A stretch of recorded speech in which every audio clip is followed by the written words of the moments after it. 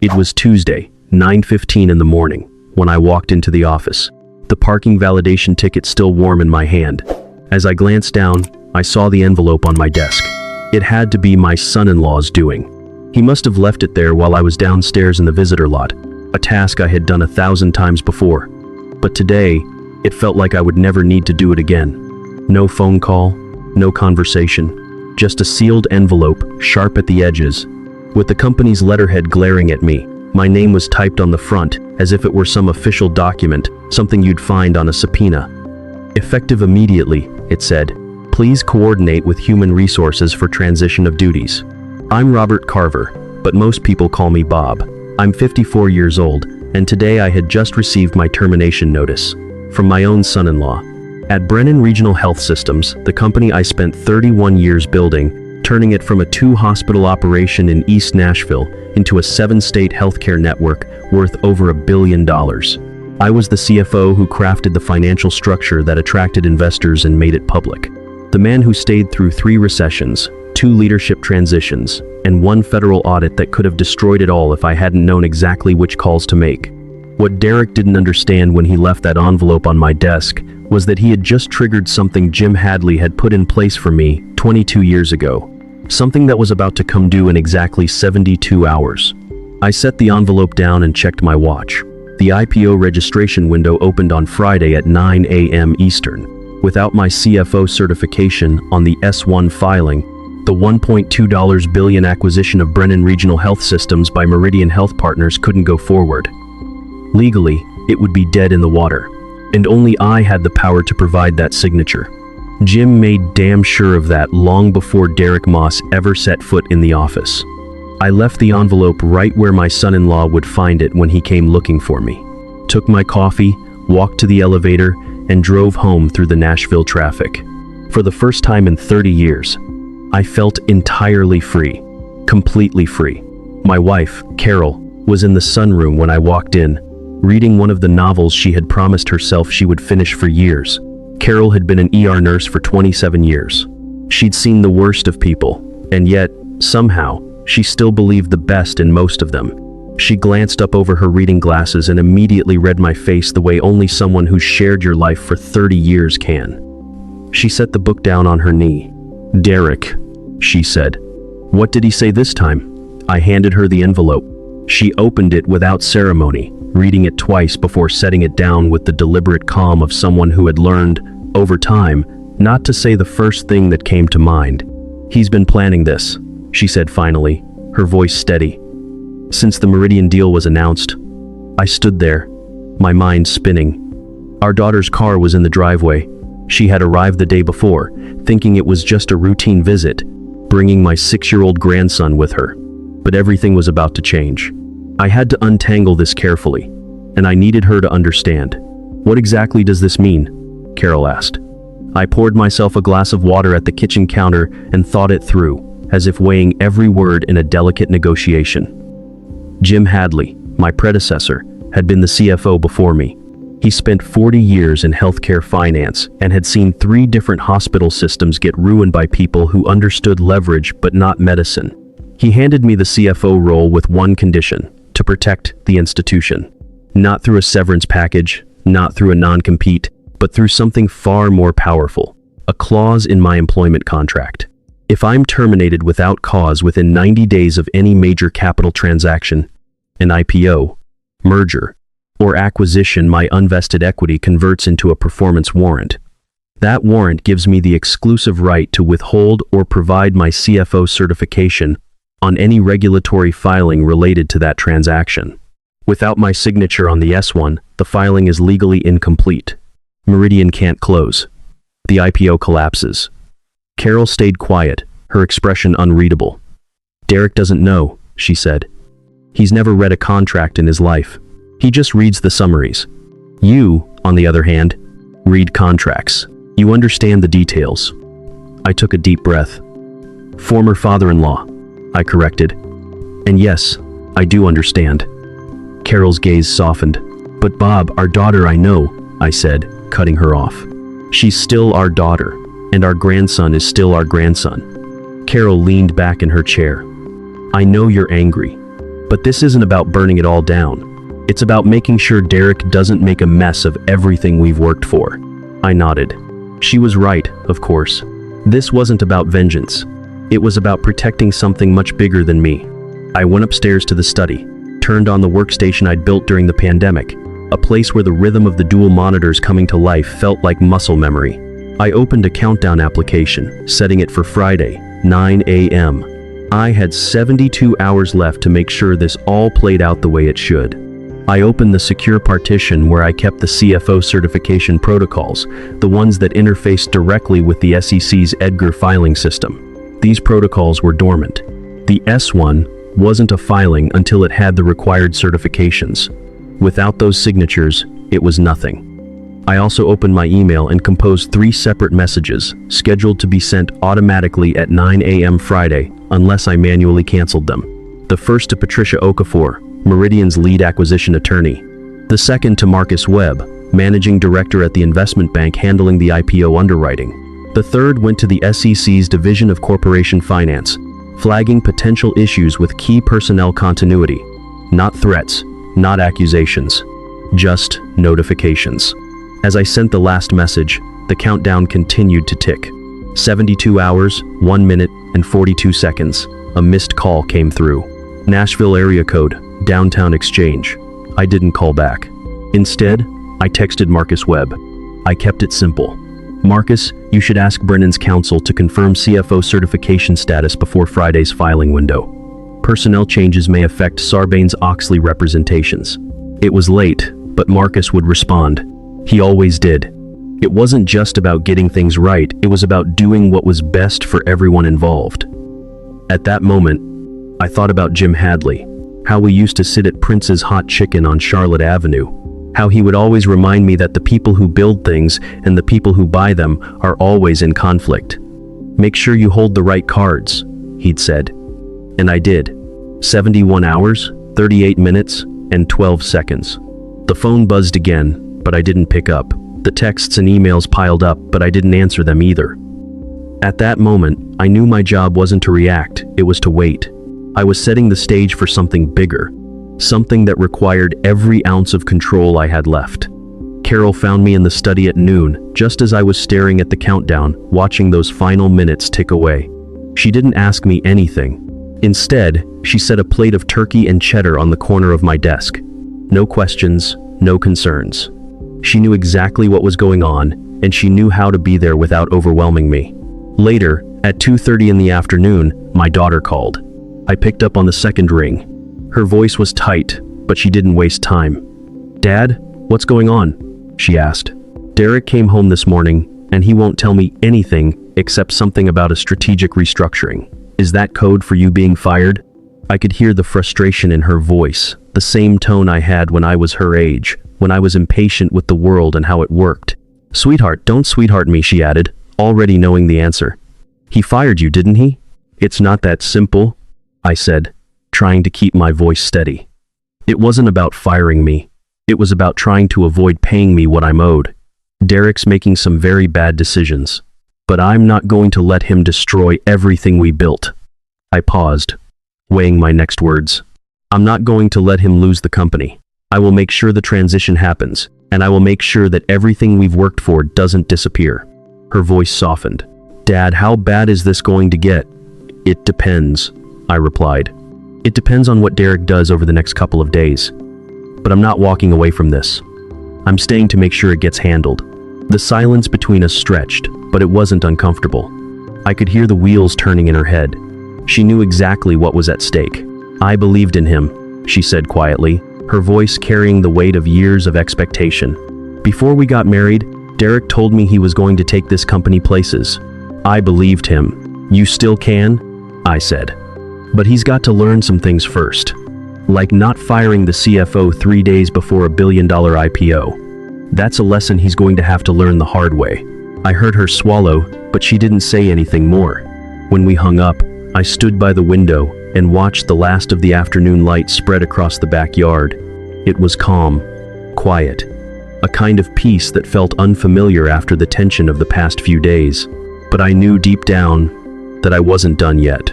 Not by a long shot. At 4:30, my phone buzzed again. This time, it was Gerald Whitmore, the longest-serving member of the Brennan board, the one person I knew would understand the gravity of the situation. His text was simple, but I knew exactly what it meant. We need to talk. I dialed his number.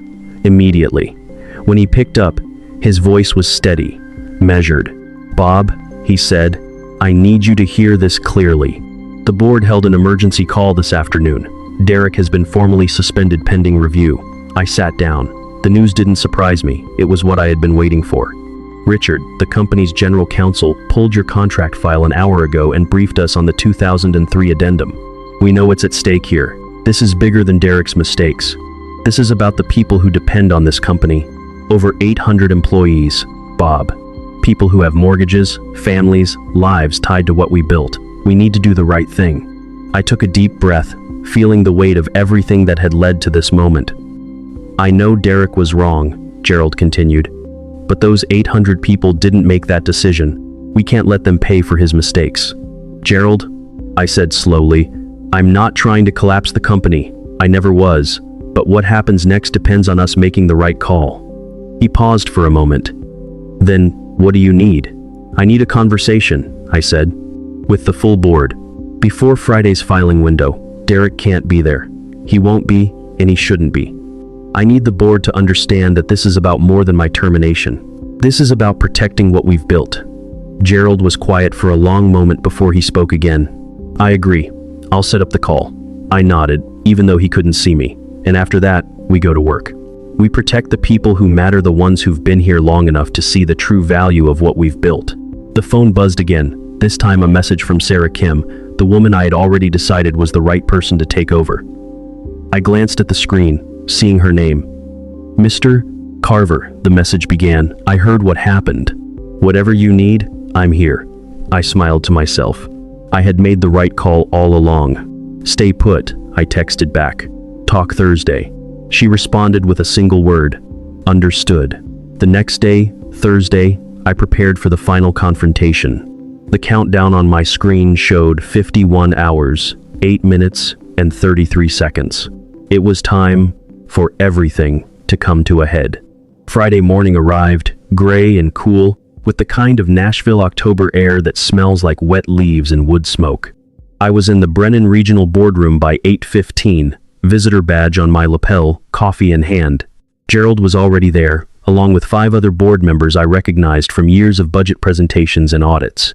At exactly 9 a.m., I provided my biometric authorization, signing off on the certification. The filing was complete. Everything that had been building for the past 31 years came down to this. The board members exhaled, visibly relieved, but I wasn't finished yet. I still had conditions. "Sarah Kim is named acting CFO effective today," I said, looking each one of them in the eye. "Her appointment is permanent, subject to board ratification within 60 days. She gets my title, my salary, and my seat at the table. Not a temporary designation, a real appointment. Second, I will consult on the Meridian integration for 6 months, remote and part-time.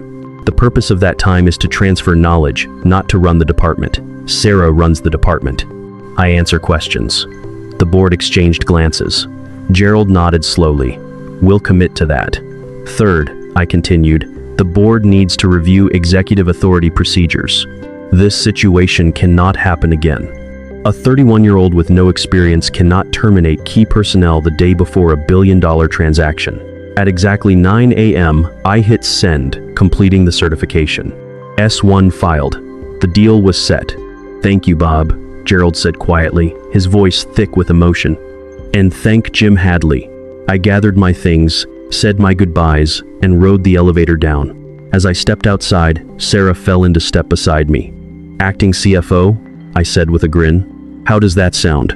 "Terrifying," she replied, her smile betraying her nerves. "You've earned it," I said.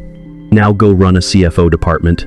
We walked out into the cool October morning together, the future uncertain but clear. She was ready, and I was finally free. The next few days blurred together, but I remember them clearly.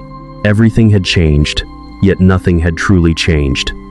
Carol and I spent those days in quiet, everyday moments. My grandson's laughter filled the house as he worked through puzzles, completely unaware of the gravity of what had unfolded. He had no idea that the floor beneath the company he would one day inherit had almost collapsed. At night, I would sit on the porch, beer in hand, staring out at the changing colors of the trees, thinking of Jim Hadley. He was the one who had built the framework for everything we had accomplished, and now it was my job to ensure it continued. It was funny how things worked out, how we sometimes have to go through the fire to protect what we built, how only by standing up in the hardest of moments can we guarantee that the future will be different. That evening, Patricia Okafor called. I was sitting in the living room, watching Carol move around the kitchen, the warmth of the lights from inside spilling over into the backyard. My phone buzzed in my pocket. The sound of Patricia's voice filled the space between us. "The filing went through without issue," she said, her tone businesslike. "Meridian is confirming the acquisition timeline. Everything holds. And Derek? Well, that's Richard and the board's problem now, not ours." I let out a breath I didn't realize I had been holding. It was over. Or at least the first battle was. The deal was sealed. Carol came over, hearing my side of the conversation, and nodded with a slight smile. "It's done then," she said. I didn't have to answer. The relief in her eyes said it all. Later, as the night deepened, we sat on the porch, as we had for years, with the sound of the crickets and the faint rustle of the wind through the trees. There was no rush, no lingering pressure, just the simple act of being present, together, after everything. My phone buzzed again. Another message from Patricia. This time, I didn't even need to look at it. It was confirmation the filing went through smoothly, Meridian was on track, and Derek's power play had failed. His decisions were about to cost him, and the company would move forward, slowly but surely. Carol looked up at the darkening sky. "Are you thinking about him?" she asked, her voice soft, almost a whisper. "Jim?" I asked, though I knew the answer. Yeah, what would he say? Carol smiled, the kind of smile that told me she understood. "He'd probably ask if you wanted another beer." We laughed, the sound of it warming the cool air around us. It felt like a new chapter had begun, one that I had fought for, one that we had fought for. My phone buzzed again. I ignored it. For the first time in 31 years, I didn't need to answer it. The world could wait. Everything could wait. I stood up, stretching out the tension from sitting for too long. "Well," I said, "it's done. Now we go to the mountains. Asheville's still waiting for us." Carol took my hand, and for the first time in a long time, I didn't feel the weight of the world pressing down on me. "Yeah," she said, "we go." And with that, the weight lifted completely. It was time to go, time to be free, and time to leave everything else behind. The days after that passed in a blur of relief and anticipation. As the deal progressed, the tension in the air that had hung over our family for years started to dissipate. The future was uncertain, but it was ours to shape. For the first time in a long while, I felt as if I was walking forward, not just treading water, holding my breath. Carol and I made plans for our trip to Asheville. The mountains, the quiet, the space to breathe again. I could already feel the peace of it settling in. It wasn't just about stepping away from the company. It was about stepping into a life I had neglected for too long. A life that wasn't defined by emails, phone calls, and boardroom decisions. As we walked toward our future, I thought about Sarah Kim, about how she would now take the helm, a young woman with the sharpest mind I had ever encountered. I thought about the legacy Jim Hadley had left behind, about the institution we had built, and about the hundreds of people who depended on it. I thought about how the decisions we made echoed through the lives of others. But most of all, I thought about Carol and the years we had ahead of us, the time we had lost in the pursuit of success. It was time to make up for that. We didn't talk much as we packed our bags for Asheville. We didn't need to. Everything had been said, and everything was right. For the first time in years, there was nothing left to fix, nothing left to prove. As we drove out of Nashville, the city that had been both a battleground and a home, I realized how much it had shaped me and how much I had shaped it. But now, it was time to step away and let someone else fight those battles. We pulled onto the highway, heading toward a future that, for the first time, didn't feel uncertain. And for the first time, I felt the full weight of freedom. I could finally breathe, and it was worth every second of the struggle. As we left Nashville behind, the traffic faded, replaced by open roads and a sense of space I hadn't felt in years. The kind of space that lets you think, lets you breathe, lets you forget about the deadlines and the deals. It was just Carol and me, our car humming quietly down the highway, the mountains in the distance waiting for us. For the first time, I didn't feel the pressure to answer the phone every time it rang or check my email every 5 minutes. There was no longer any need to obsess over the next big move, the next big deal. That part of my life was behind me now. For better or worse, I had made my peace with it. We drove in comfortable silence, the kind that comes from years of knowing someone so well you don't need to fill the air with words. Carol's hand rested on the armrest between us. I glanced over at her every now and then, and I could see the calm in her eyes. She knew we had crossed the threshold. It was over. Everything that had led up to this moment. All the sacrifices, all the late nights, all the worry, it was in the past now. What mattered now was what we chose to do with the time we had left. We stopped at a small diner along the way, the kind of place you find when you're far from the city, where the food is simple, and the waitress calls you honey and darlin' without a second thought. We sat in a booth by the window, the sun dipping low over the horizon. The world outside seemed slower, softer, as if it knew we were leaving the chaos behind. Carol smiled at me across the table, her eyes full of warmth and understanding. "You did good, Bob," she said quietly. "You did the right thing." I nodded. "I don't know if I did the right thing for Derek," I said, "but I did it for everyone else. For the people who depend on that company. For the future of the people who've been there with me through thick and thin. I couldn't let them lose everything, because of one man's mistakes." Carol reached across the table and squeezed my hand. "You didn't burn it all down," she said. "You protected what mattered."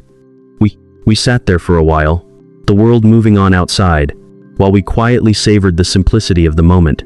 I realized, as we finished our meal and got back into the car, that the real battle wasn't about fighting for control or getting back at people.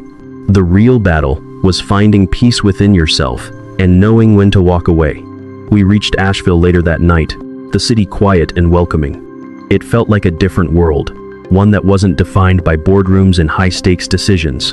It felt like a world where time could slow down, where you could actually enjoy the quiet without feeling guilty about it. Carol and I spent the next few weeks in that world.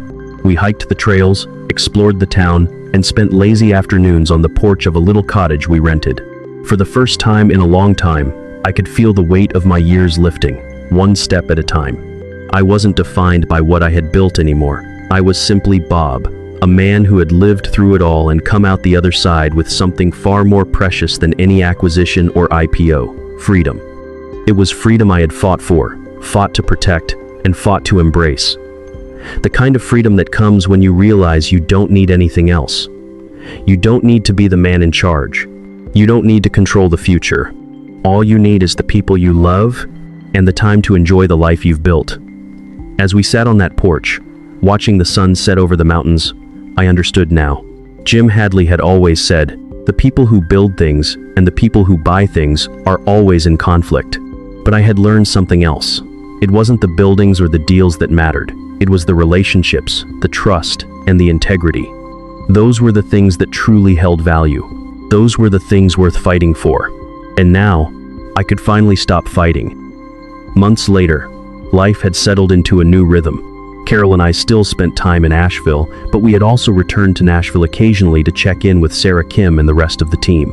Sarah had stepped into the CFO role without missing a beat, and I watched with pride as she navigated the challenges I had once faced. The company was in good hands, and the board had finally learned the lessons that had been taught too late. Derek?